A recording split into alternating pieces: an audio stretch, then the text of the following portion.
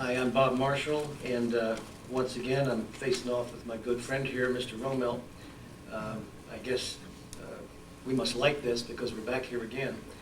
I was first elected in 1991 in a four-way Republican primary in which I was told that Democrats decided to vote for me because they wanted a patsy for a candidate in the general election.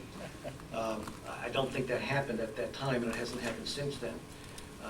As a private citizen with others, I helped form a group that ended up reducing the Prince William Parkway.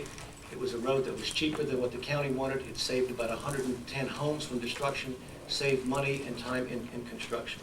I thought I was done with politics. A seat opened up in Prince William County.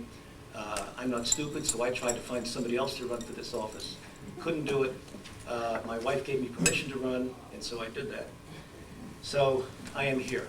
This is, I'm hopefully seeking my 9th term, and you will decide that. We've worked on improving the amount of money that Virginia spends on roads. For example, in the 0204 budget, we spent $6.4 billion for transportation. The 0608 budget, we spent $9.3 billion. That's an increase of almost 45%.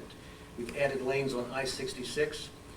That was a letter that Senator Colgan, myself, and Delegate Parrish wrote, and Governor Warner agreed to doing that. We added lanes on Linton Hall Road. The other part of the district is in Loudon this year with money that we put in the budget. 3.2 miles will be added on Route 50. My law passed, which bans tractor trailers in the left lanes of all 3 lanes or more interstates. I had a law passed last year which authorizes localities to construct interjurisdiction toll roads.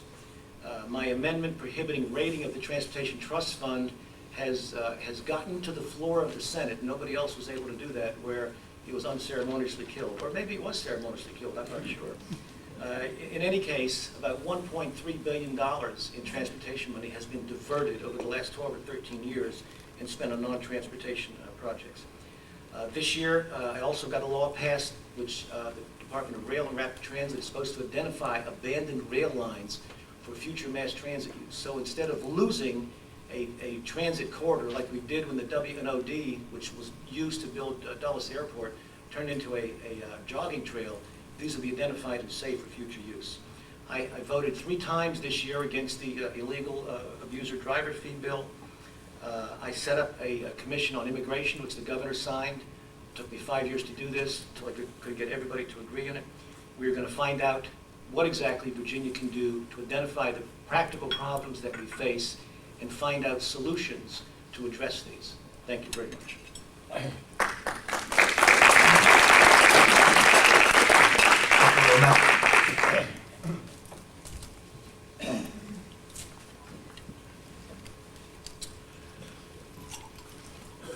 Ready? Hi, I'm Bruce Roemmelt, and I'm asking for your support and your vote on the 6th of November to be your delegate in the 13th District. I want to say thanks to the Committee of 100 for this wonderful exercise in democracy, and I also want to thank each and every one of you for coming out and participating in this event. I've lived in Prince William County since 1976, and I've lived on Bull Run Mountain since 1988. I live with my wonderful wife Beth, right over here. Our beautiful and independent daughter Spencer is living life large in Minneapolis right now. I've been a firefighter all my life, almost. I even fought fires on the flight deck of an aircraft carrier in Vietnam in 1968. I worked for Prince William County as a firefighter for nearly a quarter of a century. Since my retirement, I finished my education. I got my doctorate in education in 2004. I teach firefighters, and I also teach part-time at the George Washington University. However, I've put all these things on hold to run for the House of Delegates. I've seen needed and critical improvements in our county go unmet. I have chosen to change that. I'm running for the House of Delegates to offer a real choice in this election. And here are your choices. You will have an opportunity to vote for me and my commitment to fixing the transportation mess that we've been experiencing for the last 15 years. Or you can vote for Delegate Marshall, who voted against the first major investment in our transportation system in the last 20 years. And he actually has sued the county to stop road, or sued the state to stop road construction and stop the $600 million investment that would really get us all home quicker. You can vote for me and my desire to stop the Dominion power line. Or you can vote for Delegate Marshall, who has not publicly opposed the power line and has no energy conservation policy that I can see. You can vote for me and support my public education system initiatives from pre-K to graduate studies and work to make Virginia's learning programs the best in the country. We need to continue the legacy of being a state where a kid has the best chance to succeed. Or you can vote for Delegate Marshall, who is not known for his commitment to public service, or to public education, excuse me, as far as I can see, and he disagrees with me on serious investments that we need to make in education. Life is about choices. The voters of the 13th District will get to make theirs on November 6th. Vote for me, and I pledge that I will focus on the priorities that you all have, and a better future will be had for ourselves, our kids, and the Commonwealth. Thank you.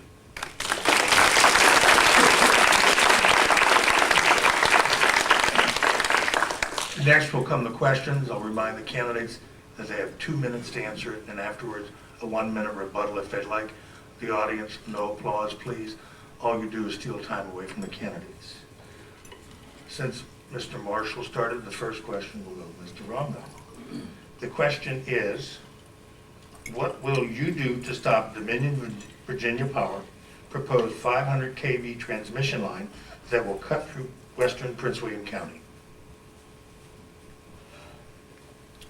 Well, I've done several things already. One of the things that I've done as a member of the board of directors of the Bull Run Mountain Civic Association, I've joined the coalition to stop the power line. I also made a testimony, like all good citizens should do, at the State Corporation Commission.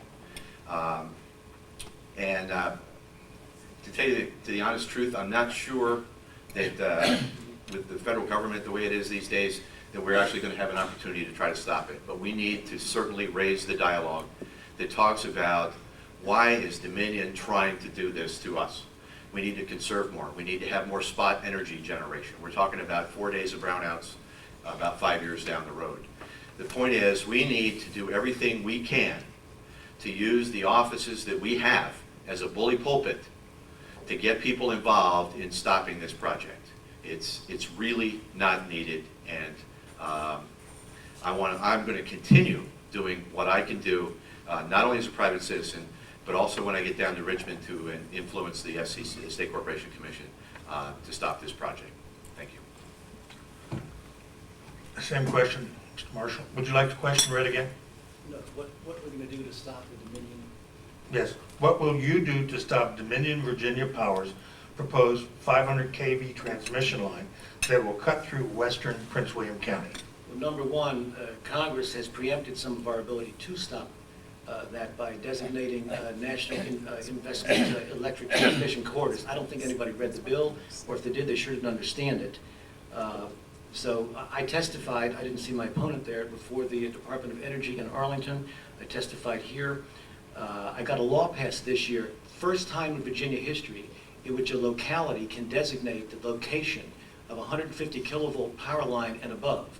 Not Dominion Power, not Novec, but Prince William County or Loudoun County. They get to draw the line. If the State Corporation Commission is asked by the county, any line that comes through here that Dominion doesn't want to go through there, the presumption is with Prince William County, and they also must consider undergrounding the line. Now, this has never happened before in Virginia history. Additionally, I opposed the rate cap removal for Dominion Power this year, and I've been endorsed by the Virginia League of Conservation Voters and the Sierra Club, an odd group to support somebody who's bending and genuflecting before Dominion Power. So I would suggest that I've got the record to do this, I've got the experience to do it, and I have the track record. This bill was killed at one point, and I resurrected it.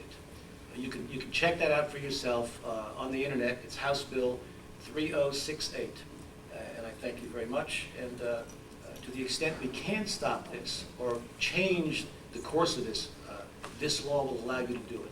You have to ask your supervisors to designate the electric power corridor and then ask the State Corporation Commission to put it underground. I've done my job, they have to do theirs. Mr. Roemmelt, 1 minute rebuttal.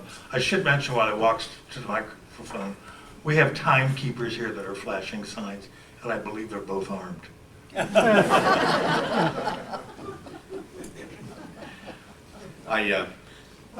I think we have a huge problem to overcome with this Dominion power line. Dominion is the most powerful lobbyist in the Commonwealth, and Delegate Marshall well knows that, having taken thousands of dollars and sitting in their box for the Redskin Cowboys games. I hope they're talking about how to best use Clinton Portis, but that may not be the case. The point is, we need to, as a community, get together to have one voice opposing this power line. And my testimony at the State Corporation Commission used the words opposed and against and no. I didn't see those words in Delegate Marshall's testimony, so I will continue to fight this line. Thank you. Mr. Marshall, 1 minute rebuttal. And please stay there afterwards. The next question is yours. Well, Bruce, I'm sorry if you can't understand the English language. Everybody who went there understood what I was doing. I am not an engineer, so I can't make definitive statements, but I can raise questions that require the State Corporation Commission to look at this application. And the insinuation that I took money and therefore am at their behest and they bought a vote really has no place in this public forum here.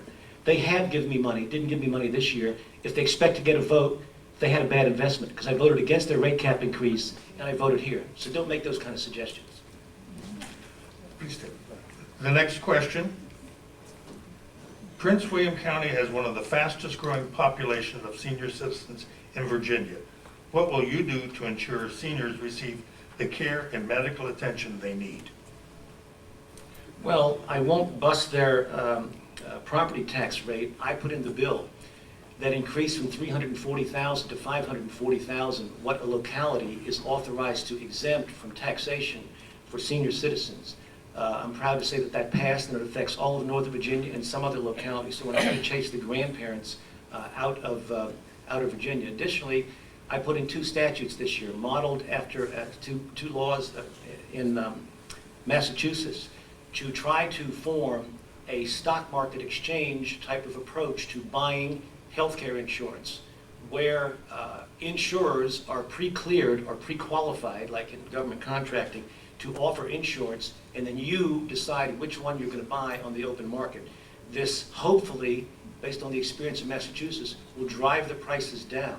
Additionally, I worked with my wife to keep open the Manassas Senior Day Program, which is keeping senior citizens who have dementia and who've been, in the war and injured out of nursing homes, and keeping your Medicare rates lower. This is what I've done for some of the senior citizens. I voted to pass a tax credit for long-term care insurance. So I've done practical things with practical outcomes. Same question. Would you like me to read the question to you, Mr. Brown? Yeah, sure. Thank you. Prince William County has one of the fastest growing population of senior citizens in Virginia. What will you do to ensure seniors receive the care and medication attention they need? I think one of the first things that I would do, and I've got to tell you, my background is in emergency services. I've seen seniors in real trouble who have experienced a lot of problems. And I think one of the things that I will certainly pledge to do is listen to the people who are most affected by these kinds of problems. About a month and a half ago, I went to the Northern Virginia Aging Network. They had a forum for candidates and incumbents about the priorities that the Northern Virginia Aging Network and the AARP have relative to long-term elderly care. And they talked about some issues that were very near and dear to their heart. And they're not outrageously expensive issues, but they're very important issues because of the things that they can accomplish. The first thing was they want to increase the program for long-term care ombudsman, someone who is a lookout to see how care is being delivered to seniors. They want an enhanced no wrong door policy, where when When my mom, who's 86, goes to find out which doctor she needs to go to, she doesn't have to be told, you need to call so-and-so. Everybody has to have access to those kinds of things. The AARP and the Northern Virginia Aging Alliance also talked to me about advanced healthcare quality, increased mobility options that are away from the main mass transit options that are available, and a really big one that I've heard in several forums, ending the predatory lending policies that are allowed by the General Assembly in the Commonwealth, where interest rates of 100, 200% are allowed to be charged. I listen to those people, and I'm going to take a lot of those issues to Richmond. Thank you. Mr. Marshall, 1 minute rebuttal if you care. Okay, thank you. The next question, and I got myself confused, I believe is for you. Look at it for good shape. Wait, there's no, he's mixed up. No, I got them reversed. Right. Okay. This is a new question. What will you do to preserve open space in western Prince William County and other parts of Virginia? Well, obviously, open space is a big issue to me because I live in the alleged rural crescent. Although the part of the crescent I live in has a lot of trees around it, and it's pretty built out. My community, Billboard on Mountain Estates, was built in the 50s, so we're not faced with a lot of the issues that are out there. But I think one of the things, there are several open space initiatives facing the Board of County Supervisors right now, and I would be wholly in support of doing those things. There's a couple of things that are slowing down the economy. As Delegate Marshall said, the 13th District covers about a third of Loudoun County, and about 2/3 are in Prince William. And between Loudoun and Prince William County, there are 50,000 homes that can be built tomorrow with no improvements. One of the things that House Bill 3202 allowed local government to do, the bill that Delegate Marshall voted against, allows local government to apply impact fees on developers that are actually building places that have by right development. What that means is, if you put in a rezoning request years ago and it was approved, you can just sit on that land until you're ready to build it. Then when you build it, it doesn't make any difference if it's in the middle of Gainesville and their traffic is stopped 5 times a day. So impact fees are part of one of the things we can do to slow down the growth of all of these 50,000 houses. But I think there are other methods we can do. And once again, the citizens need to talk to the Board of County Supervisors to make sure that they are aware of the will of the supervisors to do these important things like open space. Thank you. Mr. Marshall, would you like me to read the question again? Yes, please. What will you do to preserve open space in western Prince William County and other parts of Virginia? Well, number one, I would still support the tax credit for open space easements, which we did put in the budget this year, in which some people, for some reason, are blaming for the what we're told is a budget shortfall. I'm not sure that the governor's people, his bean counters, can count right, because we've been given 2 sets of data on projections of the budget, and both of them have been incorrect. So I would not vote to pull back that at all. The zoning questions are primarily with the supervisors.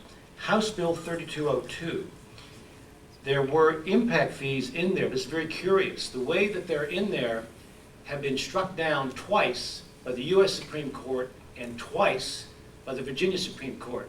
The impact fee that has been held to be constitutional is any improvement that is attributable to a particular housing development or house must pertain to that house. You can't build it 20 some miles away. The language in this bill clearly allows quote improvements, meaning assessments for roads, to be built 20 or 30 miles from where the home's going to be built. If you think the builders in Virginia are going to lay down and play dead when some county tries to impose this, believe me, you are completely wrong. This is flat out against 4 Supreme Court decisions, and it will be struck down.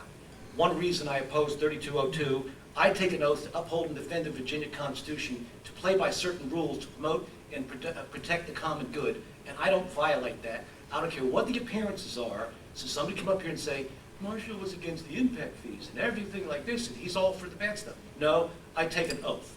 I'll obey that oath, no matter what the public cost. So that's the way Bob Marshall acts. That's what you get. Thank you. Mr. Rommel, 1 minute rebuttal. I love open space. Okay, Mr. Marshall, then the next question goes to you. What will you do to deal with the growing problem of illegal immigration in Northern Virginia and the rest of the Commonwealth? Well, number one, I'd like to send a little booklet out to the executive agencies and to some of the folks in public authority. We've had a statute on the books since 1950 requiring those who operate jails to identify illegal aliens. But at the commission meeting last week, we learned that only in 2004 were efforts actually being made to count the illegal aliens.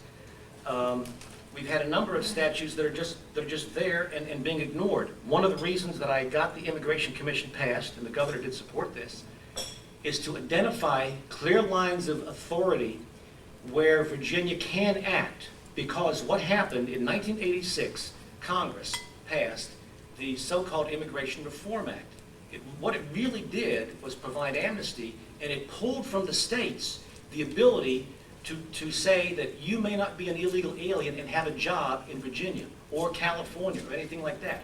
Why do I know that? Because Supreme Court decisions before that sustained state statutes prohibiting employers from hiring illegal aliens.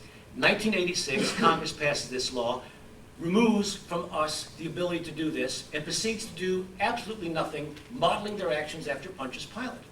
This program gets worse and worse and worse for 21 years until we're at the tipping point where you can't push this problem away any further. This has been Republicans, Democrats, the presidents, both parties in Congress have screwed this up royally. You can't push this away any further. So the purpose of this Immigration Commission is to see what constitutional authority we do have, what practical areas we have to address. For example, DMV has booklets in Spanish. I didn't know there was any Spanish stop signs in Virginia, but I found out, well, we have to have this so people know an octagonal red sign is a stop sign. Interesting. When you have a wreck and everybody speaks Spanish or Urdu or something like this, and nobody can communicate basically, I have insurance, I don't have insurance, as happened to a friend of mine, you're stuck. We have to look at ways of saying, this is not enough, what we're doing, and we'll find those with this commission. Thank you. Would you like me to read the question again? No, actually, somehow I thought it might come up tonight, so I prepared some remarks. I think we do have some issues with illegal immigrants and crime in our community. I think that what we need to do is we need to take some action. Obviously, the first thing that I will do is use my office as a bully pulpit. I've already had some FaceTime with Senator Webb about fixing this problem on a federal level. I think all the members of the House of Delegates need to go down to Washington and jump up and down and say, you guys need to seal the borders. You guys need to reimburse the Commonwealth for the incarceration costs of housing the people that are actually identified as illegal aliens. I think we also need a policy that says if you do the crime, you do the time. There's no way around the fact that, and there are a lot of people that say, find them, deport them. Well, since we don't have any borders, they'll be right back. The criminals will be right back. Delegate Herring and Caputo had a bill that said, if you're a flight risk, you don't get bail. No bail for flight risks. We need to expand and fund the ICE program and use Charlie Dean's model as a model for the Commonwealth of Virginia. We need to develop legislation that requires a paper trail for all employers. One of the problems is a lot of people who are illegal are being paid cash under the table. So when the feds come in to put the hammer down, they're going to be able to actually identify who's paying correctly or not. We need to make sure that the state contractors are doing their jobs and they're in compliance with federal law. But we also need to put more funding into English as a second language program because this population is apparently not going away anytime soon. And we need to have the ones that stay become part of our society 10 years down the road or 15 years down the road, whenever this is solved. And another thing that I'm totally against is punishing kids for the crimes of their parents. Thank you. Mr. Marshall, 1 minute rebuttal.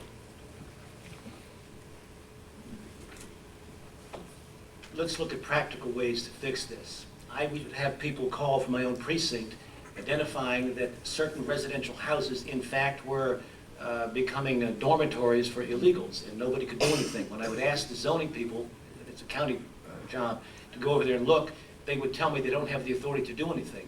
The only ones who could do something is if the county police had ICE training, Immigration's Custom Enforcement training. Talked to Charlie Dean at that point, he didn't want to do it. The governor doesn't want the state police to do this also, by the way.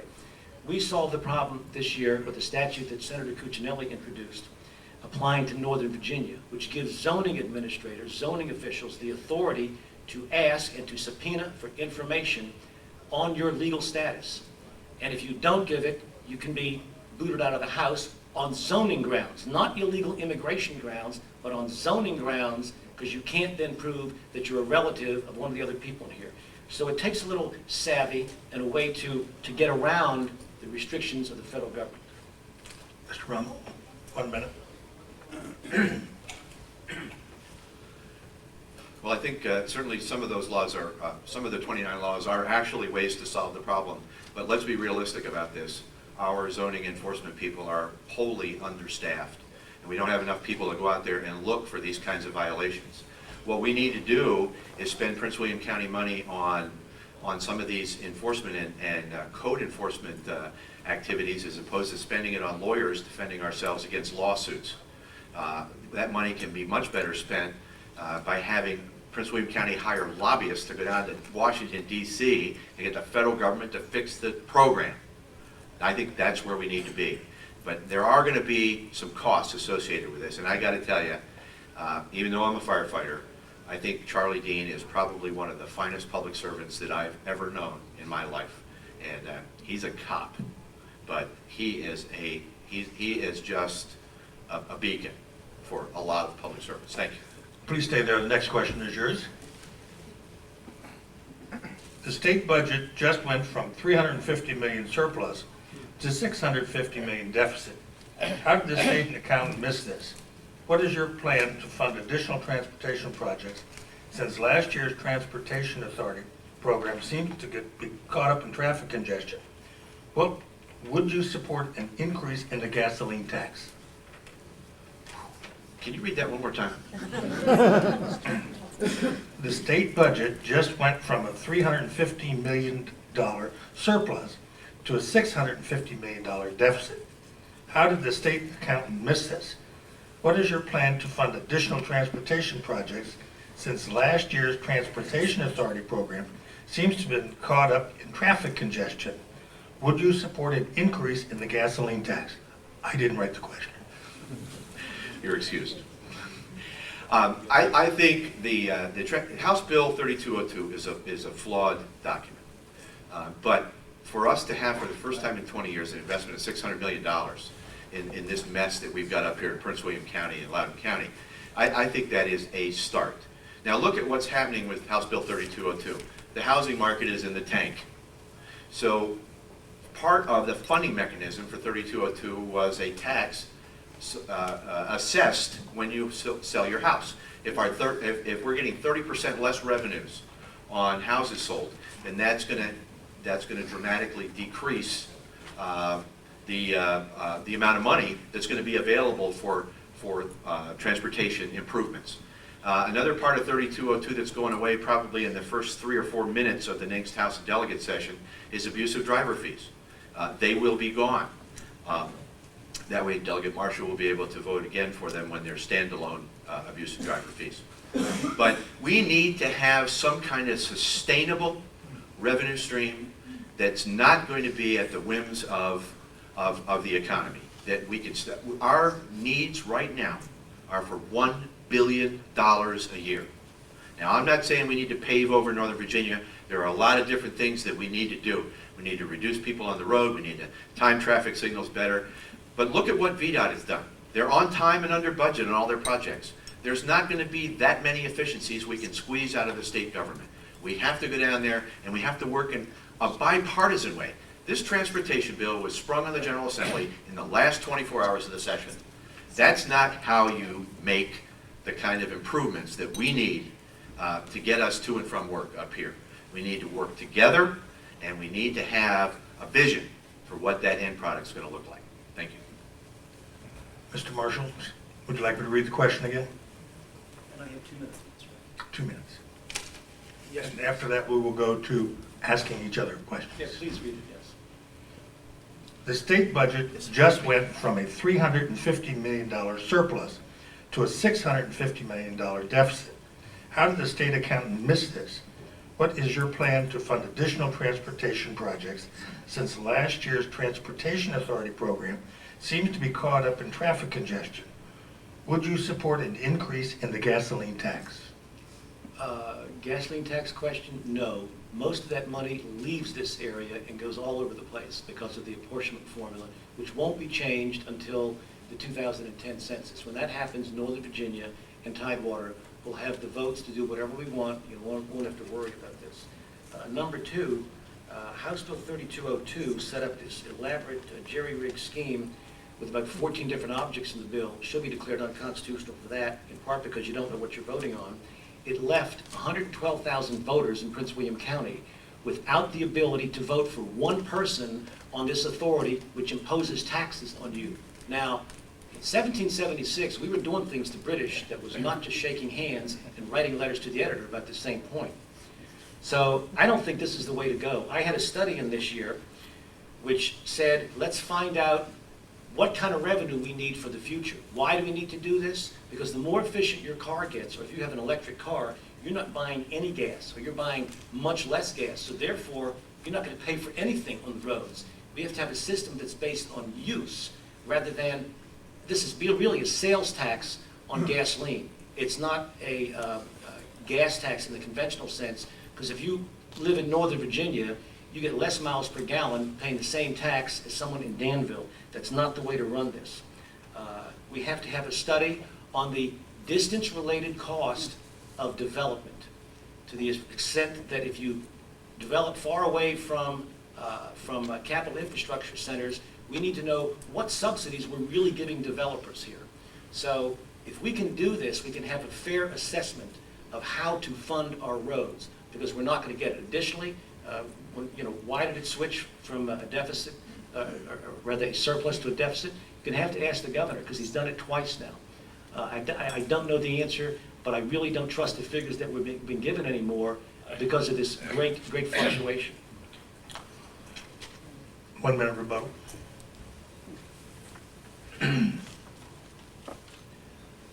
20 years, nothing.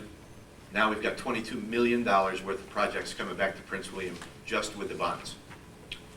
Route 15 park and ride lot, $1 million. VRE locomotives, $3.75 million. Route 28 overpass over the railroad tracks in Manassas, $2 million. Intersection improvements in Manassas Drive, $350,000. Prince William Parkway widening 4 to 6 lanes, totally to Old Bridge, $14.9 million. Delegate Marshall has said taxation without representation. I have my own particular interpretation of what that means, but we are opponents.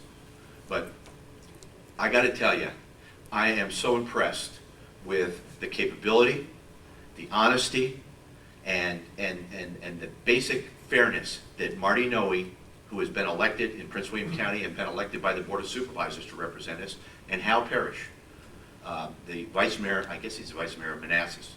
They are on the Northern Virginia Transportation Authority. They were elected, and this bill, Delegate Marshall's suit, has been knocked out in Arlington, and yesterday the suit against the Hampton Roads Authority was also declined. Now, they'll probably go to the Supreme Court, but... Okay, thank you, Mr. Marshall. Sure. 1 minute. I'm sure Al Capone could have said he's going to do some nice things with the money he made. We need to have money legitimately obtained by the consent of the governed. To try to decide we can alter our method of government without a constitutional amendment, frankly, is revolutionary, okay? Should not be happening.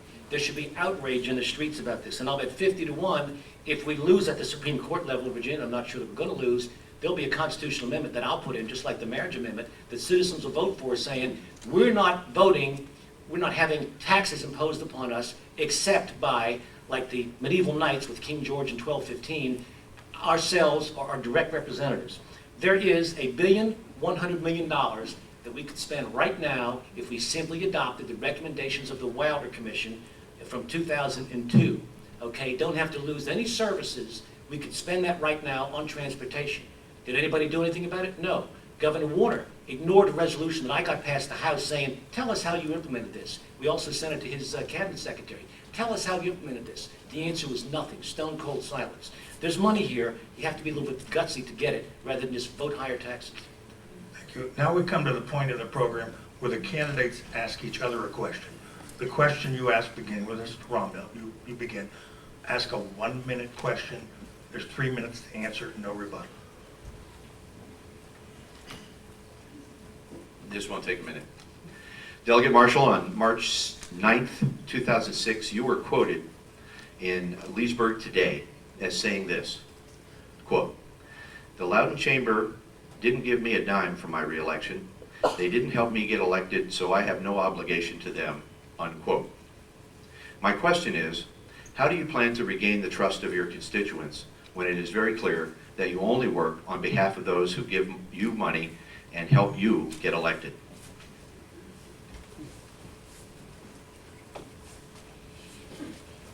Why don't you ask Dominion Power how much they gave me and how I voted?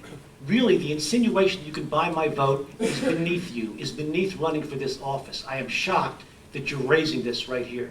You're making callous judgments about my character that are completely unwarranted and out of place. Mr. Marshall, you have 1 minute to ask a question. No questions. No question. All right, then we come to the closing remarks. We're going to do it the opposite of the way we started. Mr. Roemmelt, you begin first. 3 minutes. Thank you. I cannot compete with Delegate Marshall on his knowledge of the arcane and the obtuse, but I can compete with him on working with others, and I will do that. Delegate Marshall is the supreme parliamentarian, but we are not voting for a parliamentarian.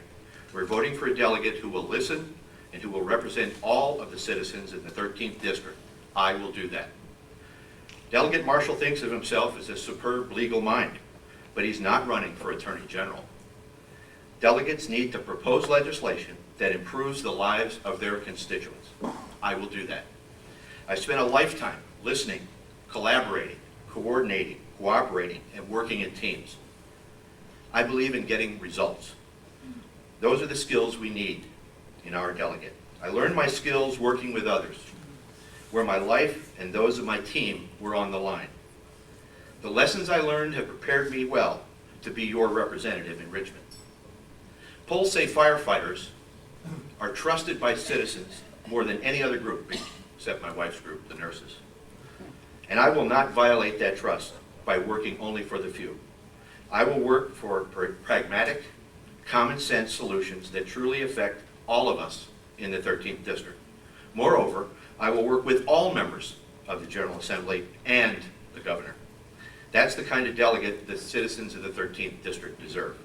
Getting things done in the General Assembly is about negotiation.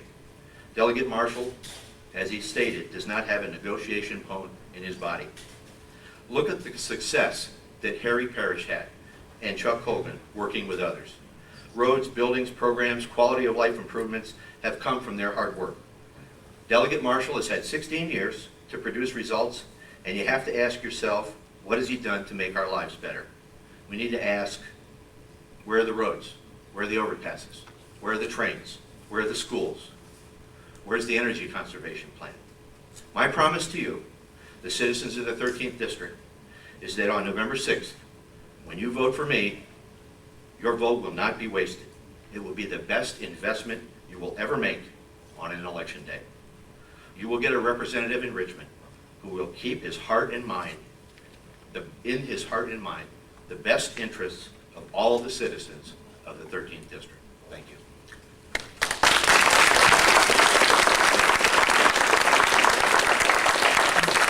Mr. Marshall, 3 minutes. Lacking the obvious powers of clairvoyance that my opponent has, I won't presume to judge what his talents are or his secret gifts. I will just recite to you some of the things that I've done. The Marshall-Newman Amendment passed last year, affirming that marriage was between one man and one woman. Was that a compromise measure? over 1.1 million Virginians voted for my amendment, much more than voted for Senator Webb. Is that an extreme measure? I had a law passed that got rid of steroid use by high school athletes, looking at their peer groups and at these so-called examples in professional sports, wrecking their body temporarily for a prize that's going to wreck them in the future. I had the partial birth abortion law passed. I'm the only person in the General Assembly who's overridden governors 3 times. Now, is that because I'm out of touch, or is that because I know how to work the system and get supermajorities to pass laws? I had a law passed that we beat the ACLU in the U.S. Supreme Court taking sexually explicit materials off state computers. I had a law passed which authorizes judges to require parties to a separation or divorce to go to counseling because of the damage that divorce does on children or that separation does on children. We posted a national motto in public schools because of a statute I had.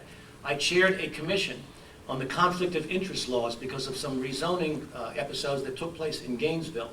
The commission adopted all the recommendations that I had. That's law. We have more disclosure for conflict of interest on zoning commissions. We have now, for the first time, public disclosure of school and road bids constructed under the Public-Private Partnership Act. Before that, you couldn't even see what papers were submitted until I got the law passed. Let's take a controversial topic that Stephen Moore and other people were using in the last presidential campaign. Stem cell study, highly controversial, okay? People are over here or over here. Senator Saslaw and I are not going to agree on the ethics of this. We had the best experts on the ethics, the mechanics, the science, and the medicine come before a committee of which Bob Marshall was chosen the chairman, oddly enough, for someone who can't get along with people. We had these people testify. They gave us their information. The conclusion we arrived at for the common good was that Virginia should only support that kind of research, which number one, is approved by the FDA. Embryo stem cell research is not approved by the FDA. Number two, has a track record of cures, which adult stem cells do. And you have to ask yourself the question, if private investors won't fund the embryo research, why should we do it? Well, if you read Transplantation Magazine, you find out embryo stem cell research looks good for the first 8 weeks. When you get beyond that, you develop cancers, you develop the wrong organs, you develop wild growth. These are scientific facts. I'm not the author of the universe, I didn't create it, but I can discover some of its statutes. We need somebody in Richmond who can work with everybody down there and not give up your character or your views. Thank you very much.